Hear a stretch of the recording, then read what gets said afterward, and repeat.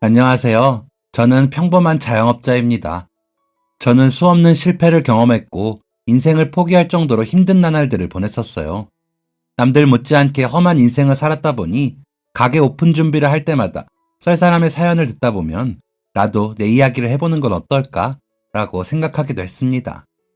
그런데 막상 제 이야기를 적어보려 하니 조금은 부끄럽네요.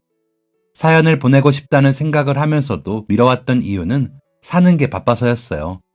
아마 많은 분들이 공감하실 것 같네요. 최근엔 가게가 인테리어 확장 공사에 들어가게 돼서 약간의 여유가 생겼습니다. 은인을 만나 장사가 잘 된 덕이었죠.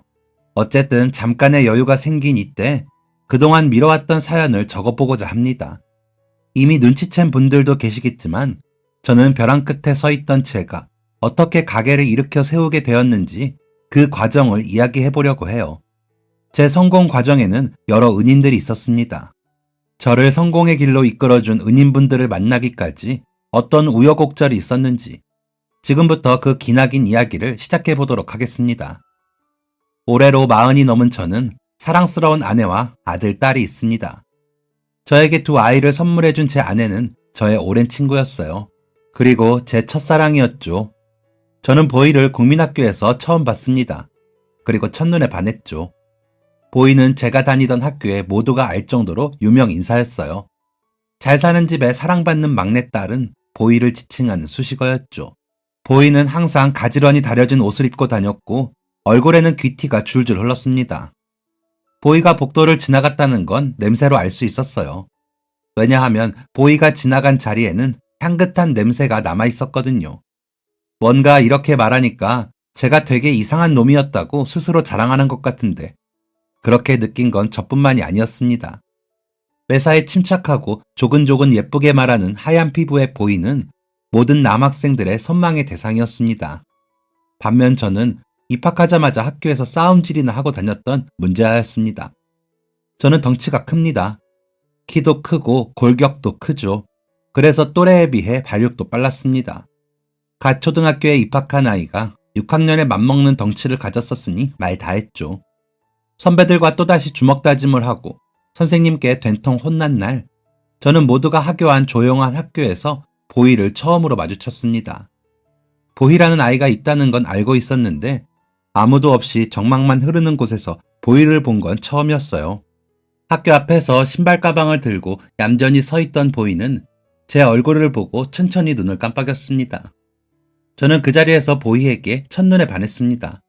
보희는 얼마 지나지 않아 학교 앞에 멈춰선 차를 타고 사라졌고 저는 아직도 그 장면을 슬로우 모션처럼 생생하게 기억하고 있습니다.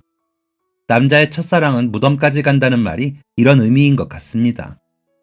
저는 그날부터 보희를 쫓아다니기 시작했고 보희는 저를 경계했습니다. 지금 생각해보면 보희는 그런 제가 무서웠을 것 같기도 해요. 덩치 크고 싸움만 하고 다니는 애가 냅다 좋아한다면서 쫓아다녔으니까요. 저는 매일 아침마다 보희의 교실로 찾아가 기웃거렸습니다. 선생님들이 보기에 예쁜 구석 하나 없는 저는 보희의 담임 선생님이 던진 분필을 맞고 쫓겨나기 일쑤였습니다. 보희는 제가 쫓아다니는데 관심조차 없어 보였습니다. 뭐랄까, 여름철에 나타나는 귀찮은 초파리 정도로 저를 생각하는 것 같았죠. 아무리 옆에서 말을 걸고 관심을 받으려고 노력해도 보희는 눈길 한번 주지 않았습니다.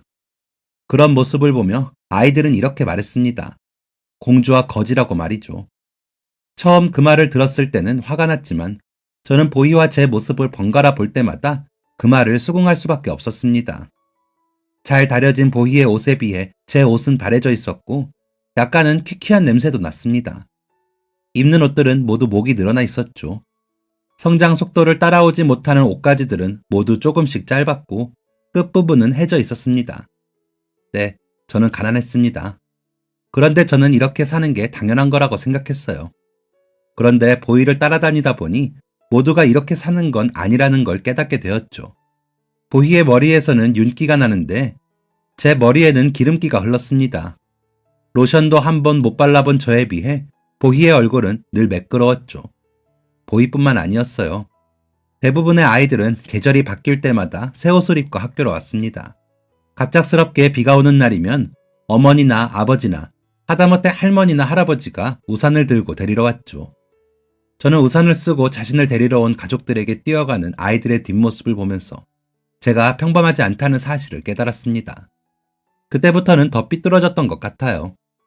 사실 학교에 입학하자마자 싸워댔던 건 보고 배운 게 그것밖에 없어서였습니다.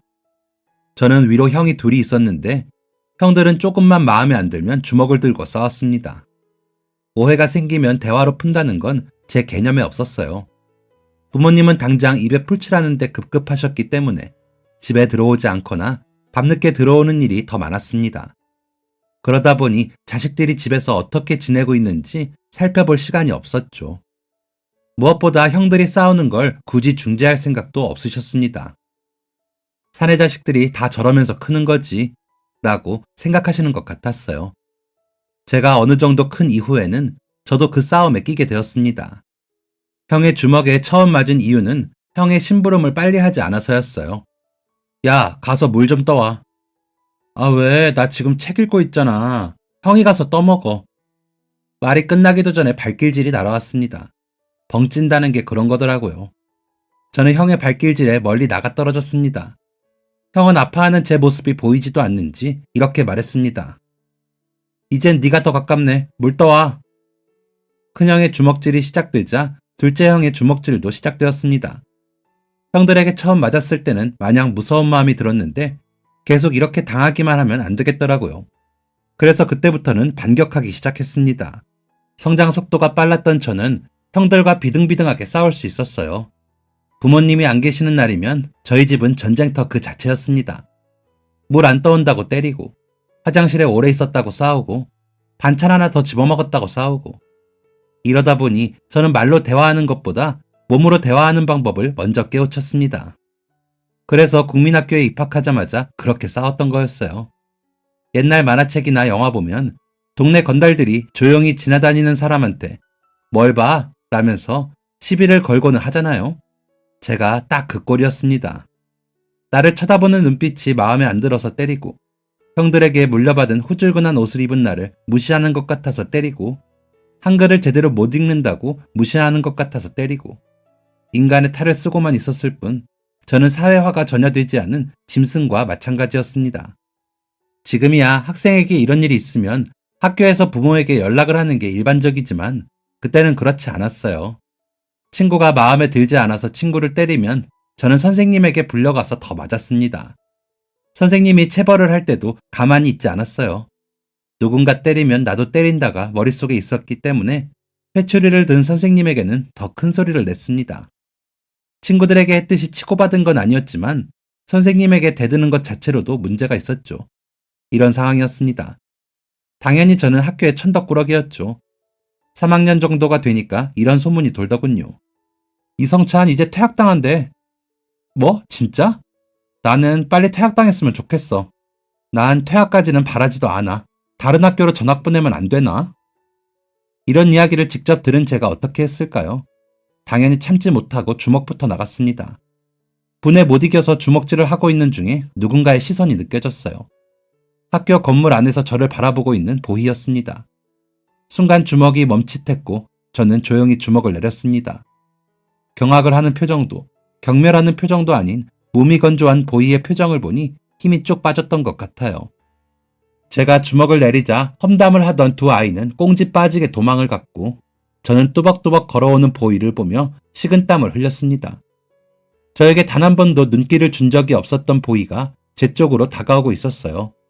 저는 안절부절 못하며 애꿎은 모래바닥만 봤습니다. 보희의 깨끗한 실내화가 눈앞에 보였고 저는 조심스럽게 고개를 들었어요. 제가 고개를 들자마자 보희는 이렇게 말했습니다. 너 자꾸 나 따라다니지 마. 보희는 이 말을 남기고 획하니 돌아섰습니다. 험담을 들은 지 얼마 되지도 않았는데 좋아하는 여자아이에게 이런 말을 들으니까 화가 나더라고요. 그래서 보희에게로 달려갔습니다. 보희 앞을 척하니 막아서자 보희는 이렇게 말했습니다. 왜? 나도 때리려고? 입술이 파르르 떨렸습니다. 그게 아니라고 말하고 싶었는데 차마 말이 떨어지지 않았어요. 대신 이렇게 말했죠. 너도 내가 더러워? 내가 무식해 보여? 보이는 성을 내는 저와 달리 침착한 목소리로 대답해 주었습니다. 더러운 건 잘 모르겠고 무식해 보이기는 해. 마음에 안 들고 불편한 게 있으면 말을 해야지. 대화 없이 주먹만 나가는 거 그거 무식한 거래. 나 너가 말하는 거 처음 본 것 같아. 보이는 또다시 저벅저벅 걸어갔습니다. 처음 듣는 말이었어요. 마음에 안 드는 게 있으면 말을 해야지 라는 말이죠. 저는 보이의 충고를 새겨들었습니다. 마음에 안 드는 게 있으면 말로 해결하려고 했어요. 물론 말의 대부분이 욕이라는 부작용이 있기도 했죠. 하나 더 있었습니다. 집에서는 그게 참 어려웠다는 점이죠. 저는 화가 나는 걸 참을 때마다 보이에게 가서 있었던 일을 보고했습니다. 보이는 그런 저를 매우 귀찮아했지만 어느 순간부터는 저를 칭찬해주기 시작했어요. 6학년 형이 나한테 거지 새끼라고 했는데 참았어. 잘했지? 라고 이야기하면 그래, 노력했네 라고 대답해 주었죠. 그때부터 저와 보이는 가까워지기 시작했습니다. 물론 저의 일방적인 애정 표현이기는 했지만요. 공주와 거지라고 불리던 저와 보이는 같은 중고등학교에 입학했고 저는 보이 앞에 딱 달라붙어서 사람처럼 말하고 생각하는 방법을 배웠습니다. 친구를 사귀는 방법, 의사를 표현하는 방법, 화가 날 때 해소하는 방법들이었죠. 그래도 저는 보이를 좋아하는 마음을 가슴속에 품고 있었습니다. 하지만 차마 표현하지는 못했어요. 국민학교에 다닐 때와는 다르게 보이와 제 수준 차이가 점점 눈에 보이기 시작했기 때문이었죠. 현실적으로 저와 보이는 이루어지는 게 불가능해 보였습니다. 주변에서 그렇게 말하는 것도 영향이 있었죠. 고등학교 3학년 마지막 방학식 날, 저는 여느 때와 똑같이 보이를 집으로 데려다 주었습니다. 그날따라 보이가 더 말이 없더라고요. 어느 순간부터 저보다 말이 많아졌던 보이였는데 보이는 어딘가 모르게 우울해 보이기도 했습니다. 무슨 일 있어? 이제 방학이고 방학 끝나면 졸업인데 왜 이렇게 우울해 보여? 입을 꾹 다문 보이는 그렇게 아무 말 없이 집 앞까지 도착했습니다. 보이에게 인사를 하고 돌아서려는데 보이가 제 옷깃을 잡았습니다. 무슨 일인가 싶어 돌아보니 보이의 눈은 붉어져 있었어요. 깜짝 놀라서 안절부절 못하고 있던 그때 보이는 울먹거리는 목소리로 말했습니다. 성찬아, 있잖아. 왜 그래? 왜 갑자기 울어? 내가 뭐 잘못했어? 학교에서 무슨 일 있었던 거야? 보이는 고개를 가로지은 뒤 심호흡을 크게 했고 떨리는 목소리로 나 유학가 라는 말을 했습니다. 순간 아무 생각도 들지 않았어요. 제 머릿속에는 유학? 그게 뭐더라? 유학? 이라는 생각만 맴돌았습니다. 고개를 들지 못하는 보이를 보면서 생각을 정리했어요. 다른 나라에 공부하러 가는 그거? 그러니까 보이가 다른 나라로 공부를 하러 간다고? 그리고 물었습니다. 다른 나라로 공부하러 가는 거야? 언제? 졸업하면 바로. 너 대학도 붙었잖아. 서울로 가는 거 아니었어? 결국 보이는 울음을 터뜨리고 말았습니다. 엄마 아빠가 나 몰래 외국 학교에 원서를 넣었대. 나도 오늘 아침에 알았어. 나 진짜 가기 싫어. 당장 졸업하자마자 가야 되는데 나 진짜 가기 싫어, 성찬아. 엉엉 울며 눈물을 닦는 보이에게 제가 해줄 수 있는 건 없었습니다. 가지 말라고 말하고 싶었지만 목구멍이 막힌 듯 아무 말도 할 수가 없었어요. 제가 아무 반응이 없자 보이는 더 크게 울었습니다. 너도 내가 외국으로 갔으면 좋겠어? 그래서 아무 말 안 하는 거야? 나 외국 가면 언제 한국에 돌아올지 몰라. 거기서 대학도 졸업하고 거기서 일도 할 수 있단 말이야. 보이를 처음 만났을 때 저는 이성이라곤 하나도 없는 인간이었습니다. 그런데 그날따라 왜 그렇게 이성적이었는지. 해외에서 공부를 하면 여러모로 보이에게 도움이 될 거다. 보이의 부모님이 보이에게 나쁜 일을 시키지는 않았을 거다. 라는 생각이 들자마자 저는 보이에게 이렇게 말했어요. 그래도 가야지. 가서 너가 좋아하는 공부도 실컷 하고 여행도 다니고 좋은 것도 많이 봐야지. 그 말이 보이에게 비수가 되어 꽂혔나 봅니다. 보이는 제 말이 끝나기 무섭게 뒤돌아 집 안으로 들어갔어요. 서서히 닫히는 대문 틈으로 보이의 집 안쪽을 보니 보이의 어머니가 집 문을 열고 저를 노려보고 계시더군요. 귀하디 귀한 막내딸과 제가 어울리는 걸 마음에 들어 하지 않으신다는 건 알고 있었지만 그렇게 노골적으로 싫은 티를 내시는 건 처음이었어요. 그렇게 보이를 보내고 돌아가는 길에 참 많이 울었습니다. 보이가 가지 않았으면 좋겠다는 생각과 보이를 위해서라도 가는 게 맞다는 생각이 치열하게 싸웠죠. 그날 뒤로 저는 매일같이 보이의 집 앞으로 찾아갔습니다. 보이는 단 한 번도 얼굴을 보여준 적이 없었어요. 졸업식 날에는 얼굴을 볼 수 있을 거라고 희망을 품고 있었지만 그 희망도 산산이 부서졌습니다. 모든 아이들이 저에게로 와서 물었어요. 야, 윤보이 왜 안 왔어? 어디 아픈가? 아니, 아무리 아파도 졸업식까지 빠지면 어떡해? 저는 보이가 오지 않은 이유를 묻는 수십 명의 친구들에게 아무 말도 할 수 없었습니다. 모두가 가족들과 돌아간 뒤 저는 졸업장만 손에 달랑 쥔 채 운동장에 앉아 있었습니다. 그때 담임 선생님이 제 옆으로 다가오셨어요. 가족들은 안 오셨니? 먹고 사느라 바쁜 분들이라 졸업식이라고 말도 안 했어요. 우어라 할 말이 없었던 선생님은 가만히 계시다가 저에게 편지 봉투 하나를 건네셨습니다. 보이는 어제 와서 졸업장 받아갔어. 그때 너한테 이걸 전해달라고 하더라.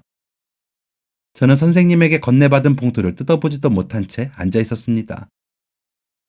졸업 축하한다 성찬아. 혹시라도 선생님이 필요하면 언제라도 연락 줘. 선생님의 뒷모습을 보지는 못했지만 그 발걸음이 참 무거웠다는 것만은 기억합니다. 보이가 건네준 편지 봉투를 뜯어보는 데는 6개월이라는 시간이 걸렸습니다. 그 안에 무슨 내용이 적혀 있을지 예상이 되지 않아서 무서웠거든요. 그런 편지를 열어보게 된 때는 처음으로 술을 진탕 마셨을 때였습니다. 친구들과 처음으로 술을 진탕 마신 날, 집에 오자마자 잠깐 잠든 저는 흐릿한 정신으로 편지 봉투를 찾았습니다. 술 기운에 내용까지는 읽지 못하고 바로 쓰러지듯 잠에 들었죠. 아침에 일어나 보니 제 손에는 편지지가 들려져 있었습니다. 빛바랜 편지지는 숙취마저 있게 만들었습니다. 저는 떨리는 마음으로 편지지를 열었어요. 편지에는 보이의 마지막 인사가 담겨 있었습니다. 그렇게 너만 두고 집으로 들어와서 미안하다. 이렇게 편지만 두고 떠나게 돼서 미안하다. 언제 다시 돌아올지 기약을 말할 수 없어서 미안하다. 내가 자기를 좋아한다는 걸 알면서도 애써 모른 척한 것도 미안하다. 미안해야 하는 사람은 보이에게 상처를 준 나인데 보이는 끝까지 저에게 미안하다는 말을 남겼습니다. 그 편지를 읽고 나니 괜히 마음이 가벼워지더라고요. 그때부터는 치열하게 살았습니다. 공부에는 재능이 없었기 때문에 엘리베이터 설비 일부터 시작해서 막노동까지 가리지 않고 일을 했죠. 그렇게 2년 반을 일하다 보니 어느 정도 돈이 쌓였습니다. 열심히 저축해둔 돈까지 모아보니 무언가를 시작할 수 있겠더라고요. 마침 그때 중학교 때 친구가 저를 찾아왔습니다. 기가 막힌 사업 아이템이 있다면서 말이죠. 마침 사업에 관심이 있던 저는 친구의 말에 혹하고 말았습니다. 그 뒤에는 예상하시는 대로 탈탈 털렸어요. 정말 모든 것을 잃어버렸습니다. 한동안 술독에 빠져 살았지만 나름 금방 극복했습니다. 왜냐하면 그때 저에게는 젊음이란 무기가 있었거든요. 지금 어려워도 언젠가 다시 일어설 수 있을 거야 라는 믿음이 있었습니다. 그렇게 마음을 정리하기 위해 입대를 했고 제대한 뒤에는 또다시 온 힘을 다해 돈을 모았습니다. 그런데 적은 가까운 곳에 있다고 이번엔 큰형이 제 돈을 가지고 튀었습니다. 백방으로 형을 찾아다녔지만 형의 꼬리조차 잡을 수 없었어요. 설상가상으로 형에게 돈을 빌려준 채무자들이 집으로 쳐들어왔습니다. 알고 보니 큰형은 도박에 손을 댔고 걷잡을 수 없이 큰 빚을 진 상태였어요. 작은 형은 큰형이 제 돈을 들고 해외로 도망간 것 같다는 말을 했습니다. 그리고 얼마 지나지 않아 둘째 형도 자취를 감췄습니다. 누가 봐도 건달인 채무자들은 인정사정이 없었습니다. 매일같이 집으로 찾아와 물건을 부쉈고 협박을 일삼았죠. 제가 할 수 있는 건 납작 엎드려서 형과 저는 상관이 없다는 걸 알리는 것뿐이었습니다. 그런데 그 사람들에게 그런 말이 통할 리 없죠. 저는 형이 어디 있는지 정말 몰라요. 형이 제 돈을 모두 들고 도망갔다고요. 라고 말하면 채무자들은 그럼 나는 어디서 돈을 받아? 형 잘못 만난 탓이라고 생각해. 돈이 없으면 벌어서라도 갚으라고. 못 벌겠으면 네 형 잡아와. 라고 했죠. 이런 악순환의 반복이었습니다. 그렇게 사람이 돈에 쫓기게 되자 정신이 피폐해지더군요. 그때는 정말 극단적인 생각도 했습니다. 극단적인 생각을 실천에 옮기기까지 했어요. 하지만 저의 선택은 실패로 돌아갔고 그때부터는 죽지 못해 살았습니다.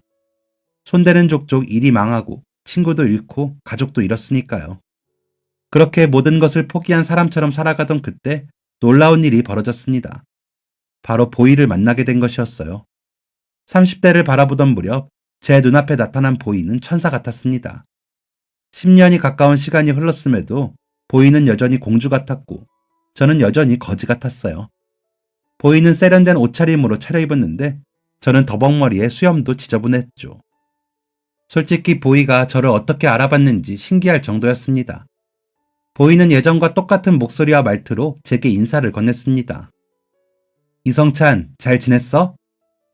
그때 저는 보이 앞에 그대로 주저앉아 그동안 삼켜왔던 눈물을 터뜨렸습니다. 보이는 이렇게 멋진 어른으로 자랐는데 변함없이 초라한 제 모습이 너무나 부끄럽고 저를 이렇게 만든 상황이 원망스러웠어요. 보이는 늘 그랬듯이 조용히 저를 다독여 주었습니다. 그리고 오랜 시간 동안 보이는 제 이야기를 들어주었죠. 그리고 제가 다시 일어설 수 있도록 힘을 주었습니다. 사회성 없이 악만 쓸 줄 알던 저를 사람답게 만들어주었던 은인, 보이가 또다시 저를 일으켜 세워준 것이었습니다. 외국에서 학위를 따고 직장에 다녔다는 보이는 그곳에서의 경력을 인정받아 한국의 큰 회사에 스카우트된 것이었어요. 보이는 주말도 없이 바쁘게 살면서도 항상 시간을 내어 저를 보러 와줬습니다. 쌈짓돈을 모아 마련한 작은 가게에 와서 일을 도와주기도 했죠. 몸으로 부딪힐 줄만 알았지 별다른 장사 기술이 없던 저는 보이의 도움을 받아 가게를 점차 안정시켜 나갔습니다. 그 사이에 참 많은 일이 있었어요. 보이가 예전부터 저를 좋아했다는 것과 유학을 가서도 항상 저를 생각했다는 것을 알게 되었죠. 당연히 저와 보이는 연인 관계로 발전했습니다. 물론 보이 부모님의 열렬한 반대가 있었습니다. 그런데 자식 이기는 부모는 없다고 수년간의 노력 끝에 저와 보이는 결혼에 성공할 수 있었습니다. 결혼을 하고 두 아이를 얻고 가장으로서 최선을 다해 살다 보니 저는 완벽한 자영업자가 되어 있었습니다. 나름대로의 사업 스킬도 생겼고 인맥도 많이 생겼죠. 장사가 잘 되는 건 당연한 수순이었습니다. 모든 게 완벽하다고 생각했어요. 사랑하는 아내와 눈에 넣어도 아프지 않을 자식들을 보며 그동안의 고생은 다 이유가 있었던 거구나. 내가 이 행복을 누리기 위해서 그 고생을 해왔던 거구나. 라는 생각을 할 정도였으니까요. 그런데 모두가 아시는 그 일이 벌어지고 말았습니다. 바로 코로나였죠. 제가 가게를 키우면서 이전했던 가게는 상권이 아주 좋은 곳이었어요. 아파트 단지와 학교, 학원가가 가까이 있었고 저와 같은 종류의 가게가 없었죠. 그런데 코로나 상황이 커지자 가게에 오는 손님은 없어지고 주변에 배달 전문 음식점이 늘어나기 시작했습니다. 평소 같은 매출을 생각하고 가게를 이전해 왔는데 이제는 월세를 낼 돈도 없었습니다. 가족 같은 직원들을 해고할 수는 없다는 생각에 투잡 쓰리잡을 뛰었지만 가게 운영은 불가능했습니다. 결국 저는 가족 같은 직원들을 해고해야 했고 진지하게 폐업을 고민하는 단계에 이르렀어요. 건물주에게 폐업 이야기를 하니 잠시 고민하던 건물주는 이번 달 월세는 안 받겠습니다. 이번 달까지 해보시고 정 안 되겠으면 그때 결정해 보세요. 라며 월세를 면제해 주었습니다. 참 감사하면서도 착잡한 마음이 들었죠. 그렇게 마지막 달이 되었을 때 조용했던 가게에 전화벨이 울렸습니다. 할머니 한 분이 전화를 하신 거였죠. 할머니는 저희 가게의 메인 메뉴를 주문하셨습니다. 요즘엔 핸드폰 그거로 주문하던데 나는 그런 걸 못해서 전화를 했어요. 전화로 주문도 되나? 우물쭈물하며 말끝을 흐리시는 모습에 괜히 마음이 찡해서 친절하게 주문을 도와드렸습니다. 폐업을 고민하는 상태에서 친절하기란 쉽지 않았지만 최선을 다했습니다. 제가 직접 가져다 드릴 생각도 했죠. 그런데 그날따라 무슨 일이 있었던 건지 주문이 갑자기 밀려 들어오기 시작했어요. 오랜만에 많아진 주문에 바쁘게 움직이게 되었고 할머니의 주문은 배달 라이더를 지정해서 보내게 되었습니다. 한 30분 동안 밀려 들어온 주문들을 해결하고 배달 라이더에게 음식을 건네려던 찰나 포스기가 보였습니다. 그 중에 눈에 띄는 배달건이 하나 있었어요. 바로 할머니 댁으로 보낸 배달이었죠. 배달 예정 시간이 10분이었는데 30분이나 지났다니 면이 불어 터졌을 게 분명했습니다. 저는 곧장 전화를 들어 할머니께 전화를 걸었습니다. 여보세요? 얼마 지나지 않아 할머니의 목소리가 들렸습니다. 당연히 화가 나셨을 거라고 생각했는데 할머니의 목소리는 담담했습니다. 너무나 담담한 목소리에 혹시 배달이 끝났는데 오류가 난 건가? 라는 생각이 들 정도였죠. 손님, 혹시 음식이 도착했나요? 할머니는 여전히 아무렇지도 않은 목소리로 대답하셨습니다. 응? 아직 안 왔어요. 조금 늦어지나 보다 했지. 제가 바로 연락드릴게요. 잠시만 기다려주세요. 전화를 끊고 곧장 배달 라이더에게 전화를 걸었습니다. 전화를 걸자마자 라이더는 당황한 목소리로 저기 사장님, 제가 초행길이라서 길을 헤매고 있는데요. 시간이 늦어져서 어떡하죠? 전화를 주고받는 시간 동안 시간이 10분이나 지체되어 배달 시간은 40분이 넘어가고 있었습니다. 배달 라이더의 말을 듣자마자 대체 길을 헤매고 있다는 얘기를 왜 이제야 하는 거지? 라는 생각이 들었지만 추운 날씨에 고생하는 분에게 쓴소리 할 수 없다는 생각에 쓴소리를 삼켜 넘겼습니다. 배달 시간이 너무 늦어져서 아마 음식이 못 먹게 됐을 거예요. 음식은 제가 다시 만들어서 배달하겠습니다. 전화기 너머로 배달기사님의 미안한 목소리가 전해져 왔습니다. 요즘 가게 사정도 안 좋으실 텐데 제가 배상하겠습니다. 저 때문에 손해보시는 거잖아요. 아닙니다. 괜찮습니다. 추운 날씨에 다른 배달도 못 받고 헤매셨을 텐데 고생하셨습니다. 인간적인 마음으로 손해본다는 생각에 기분이 안 좋았던 건 사실이에요. 하지만 다 같이 어려운 상황이라고 생각했고 어서 할머니께 음식을 가져다 드려야 한다는 생각뿐이었습니다. 전화를 끊자마자 곧장 음식을 준비했어요.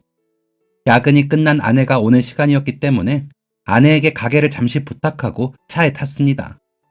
출발하기 전 할머니 번호로 다시 전화를 걸었어요. 손님, 배달기사분이 길을 많이 헤매셨어요. 지금 가져다 드리면 면이 많이 불어서 못 드실 거예요. 제가 지금 바로 새 음식 조리해서 가져다 드리겠습니다. 정말 죄송한데 조금만 더 기다려주세요. 출발을 하자마자 배달 라이더가 왜 길을 헤맸는지 알겠더라고요. 초조한 마음으로 할머니 댁 앞에 도착했고 벨을 눌렀습니다. 오래된 주택의 벨소리가 들리고 철제문이 열렸습니다. 문 뒤에는 작은 키에 인자한 미소를 품은 할머니가 서 계셨어요. 배달입니다. 할머니는 되려 미안한 표정을 지으시며 이렇게 말씀하셨습니다. 아이고, 이 추운 날에 여기까지 조금 기다리는 게 뭐 힘들다고 여기까지 와.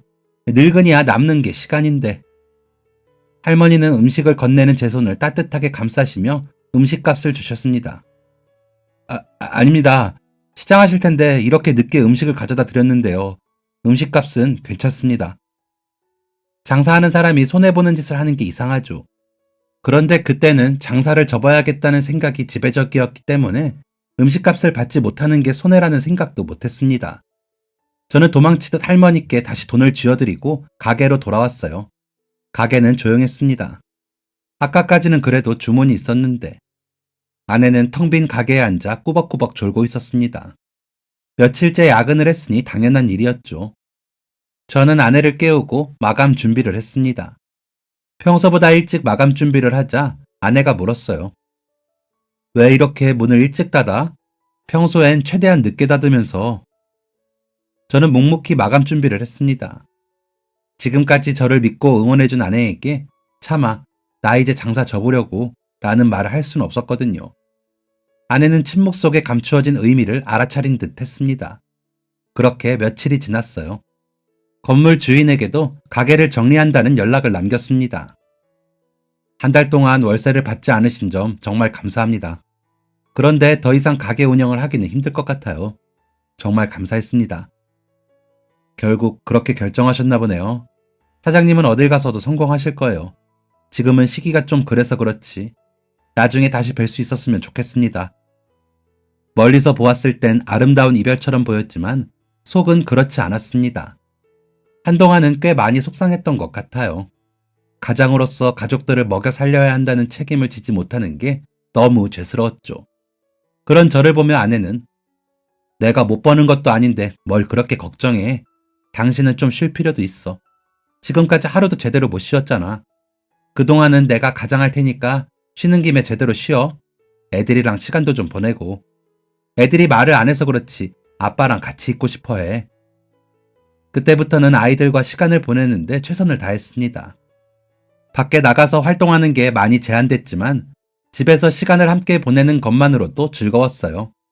그런데 평생 일만 해왔던 사람이 어디 집에만 있는 게 쉬울까요? 집에서 아이들을 돌보고 집안일을 하는 것도 즐거웠지만 일을 하지 않는 것이 마음을 참 불편하게 했습니다. 그때부터는 아이들을 재운 뒤 대리운전을 나갔습니다. 부업으로 할 수 있는 건 다 해봤던 것 같아요. 뭐라도 하니까 마음이 편해지더라고요. 가족들과 저녁을 먹고 치우려는데 전화벨이 울렸습니다. 누군가 분이 저장이 되어 있진 않더라고요. 가게를 접은 뒤엔 모르는 번호로 연락이 온 적이 없었는데 누군가 싶어 전화를 받았습니다. 여보세요? 전화를 건 사람은 다름 아닌 예전에 한번 주문을 받았던 할머니였습니다.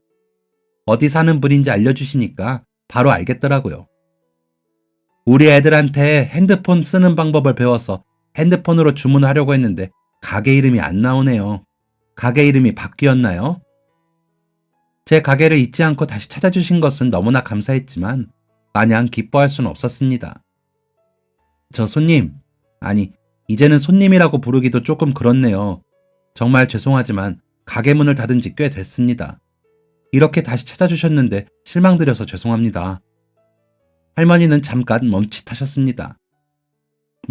그렇게 됐구나. 그때 참 맛있게 먹었는데 아쉽네요. 하는 일 모두 잘 풀렸으면 좋겠어요. 할머니와의 짧은 통화는 그렇게 끝났습니다. 조금은 착잡한 마음으로 그날 밤을 보내고 다음날 아침 할머니의 번호로 문자 한 통이 왔습니다. 그날 먹었던 음식이 잊히지 않네요. 항상 우리 어머니 음식 맛을 그리워했는데 옛날 고향 맛이 나는 게 참 좋았어요. 그리고 그 추운 날에 직접 찾아와줘서 고마웠어요. 지금은 조금 어려워도 다 잘 될 거예요. 힘내요. 문자 메시지를 보내는 게 힘이 드셨는지 오탈자도 있었고 띄어쓰기도 제대로 되어 있지 않았지만 그 문자 한 통은 제가 다시 일어서는데 큰 보탬이 되었습니다. 아내에게 문자를 보여주자 아내도 눈물을 감추지 못했어요. 이후 저는 배달 전문 음식점을 열었습니다. 매장 인테리어, 테이블을 신경 쓰지 않고 조리 환경만 만들어두면 되는 가게였죠. 전에 운영했던 가게의 음식을 조금 바꿔가면서 가게를 시작했습니다. 처음에는 장사가 잘 되었어요. 자신감도 생겼습니다. 그런데 가게가 잘 되면 잘 될수록 제 가게 주변에 비슷한 종류의 가게가 많아졌습니다. 배달 전문점 가게가 생기기 시작했던 거죠. 처음에는 그런 상황에도 별다른 걱정을 하지 않았어요. 그런데 한 가지 문제가 발생하면서 장사에 대한 자신감이 점차 사그라들기 시작했습니다. 문제는 바로 이것이었습니다. 바로 주변 가게의 가격이 저희 가게보다 현저히 저렴했다는 것이었어요. 그 가격은 말도 안 되는 가격이었습니다. 저는 대체 어떤 재료로 음식을 만들길래 저런 가격을 설정할 수 있는지 의문을 가지게 되었어요. 알고 보니 저렴한 가격에 시판용 소스를 조합해 음식을 만드는 것이었더라고요. 맛은 좋았겠지만 몸에는 매우 안 좋은 음식이었습니다. 하지만 이런 사실을 모르는 손님들에게 더 좋은 가게는 같은 맛의 저렴한 가게였겠죠. 저도 여러 방면으로 가격을 낮출 방법을 고민했지만 값싼 재료를 선택하지 않고서야 저렴한 가격을 만들 수는 없었습니다. 그렇게 고민이 깊어지던 중 평소와는 다른 주문이 들어왔습니다. 배달지는 근처에 있는 장례식장이었고 주문 요청 사항에는 어머니가 평소 즐겨 드셨던 음식이라 주문합니다. 어머니가 좋아하셨던 음식을 조문객들과 나눠 먹으려고 합니다. 장례식장 앞에 오시면 전화 주세요. 라고 적혀 있었죠. 가족을 잃은 슬픔을 전부 헤아릴 수는 없지만 그 당시 몇 년 전 부친상을 당했던 저는 그 마음을 조금은 이해할 수 있었습니다. 저는 먹고 사느라 바빠 자식들에게 별 관심도 없었던 아버지에게 깊은 유대감이 없었기 때문에 아버지가 돌아가셔도 별 감흥이 없을 줄 알았습니다. 그런데 아니더라고요. 낳아주신 부모님이 돌아가신다는 것, 그리고 그분을 다시 볼 수 없다는 것은 큰 슬픔이었습니다. 저도 이랬는데 부모님과 유대가 깊은 자식들의 상실감은 더 컸겠죠. 어머니가 생전 즐기시던 음식을 어머니의 빈자리가 더욱 크게 느껴지는 장례식장에서 먹는 그 마음을 알 것 같아 저는 짧은 쪽지를 적었습니다. 삼가 고인의 명복을 빕니다. 아버지가 돌아가셨을 때 저도 힘든 시기를 보냈습니다. 제가 할 수 있는 위로는 손님의 어머니가 즐겨 드셨다는 음식을 좀 더 맛있게 만드는 것 뿐이네요. 아버지 생각에 결제는 안 받겠습니다. 맛있게만 드셔주세요. 부디 이 음식이 가족분들께 위로가 되길 바랍니다. 저희 가게를 찾아주셔서 감사합니다. 쪽지를 적고 음식을 만들러 가기 전 배달 라이더를 지정하려고 하는데 평소와는 다르게 라이더 지정이 안 되더라고요. 알고 보니 주변 음식점이 포화 상태였습니다. 손님이 저희 가게로 주문을 하게 됐던 것도 주변 가게 배달 준비 시간이 길어서였겠죠. 어쩔 수 없이 저는 주문을 수락하고 직접 배달을 가게 되었습니다. 음식이 식기 전 도착한 장례식장은 꽤 붐볐습니다. 아무리 전화를 걸어도 손님이 전화를 받지 않으시길래 조심스럽게 안쪽으로 이동했습니다. 장례식장이 얼마나 복잡하고 정신없는지는 저도 알고 있었으니까요. 영수증에 적힌 곳으로 가니 역시나 정신없이 움직이는 상주가 보였습니다. 저는 조심스럽게 고개를 내밀어서 안쪽을 살폈어요. 차를 타고 이동했기 때문에 다른 배달 기사들처럼 헬멧을 썼다거나 두꺼운 옷을 입고 있지도 않았습니다. 그곳에서 알짱거리고 있으니 제가 조문객인 줄 알더라고요. 그렇게 떠밀려 가듯 안쪽으로 향했습니다. 상주는 제 얼굴을 보고 누군데 여기에 왔지? 라는 표정을 지었습니다. 저는 뻘쭘한 목소리로 저 배달인데요 라고 말했죠. 상주는 그제야 죄송합니다. 시간이 벌써 이렇게 됐네요. 제가 나가서 받으려고 했는데 죄송합니다. 아닙니다. 제가 배달 예상 시간보다 일찍 도착했습니다. 그렇게 상주에게 음식을 전해주었는데 장례식장 안쪽에 놓인 영정사진이 보였습니다. 그 사진을 보는 순간 너무 놀라 말문이 막혔어요. 상주는 돈을 꺼내서 다가오다가 제 표정을 보고 멈칫했습니다. 저는 영정사진에서 눈을 떼지 못한 채 상주에게 물었어요. 저 혹시 어머니가 삼동에 사셨나요? 상주는 얼떨떨해하며 그렇다고 대답했습니다. 네, 삼동에서 사셨었죠. 혹시 저의 어머니를 아시나요? 네, 맞습니다. 영정사진 속의 고인은 배달 라이더가 길을 헤매 배달이 늦어졌을 때 저에게 되려 위로를 건네어 주셨던 그분이었어요. 폐업 후 시리에 빠져있던 저를 다시 일으켜준 할머니였죠. 저는 상주에게 할머니와 있었던 일들을 이야기해 주었습니다. 상주는 놀라운 인연에 놀라며 저에게 악수를 청했죠.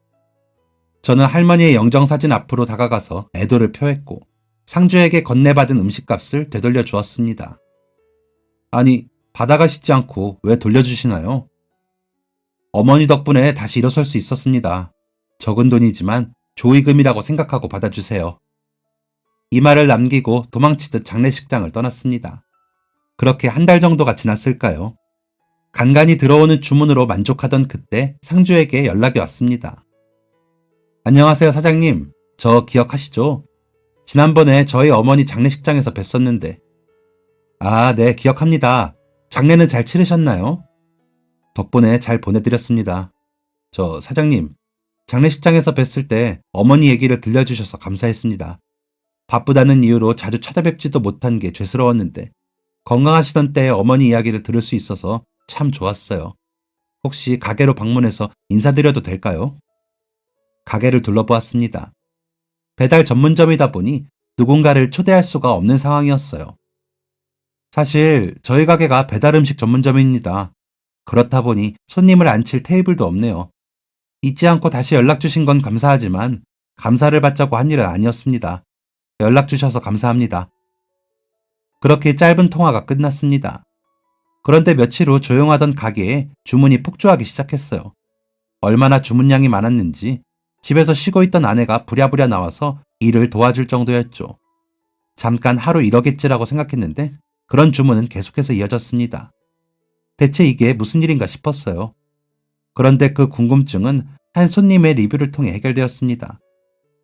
인터넷 사연 보고 주문했는데 맛도 너무 좋네요. 조미료로 자극적인 맛만 내는 다른 가게랑은 너무 다릅니다.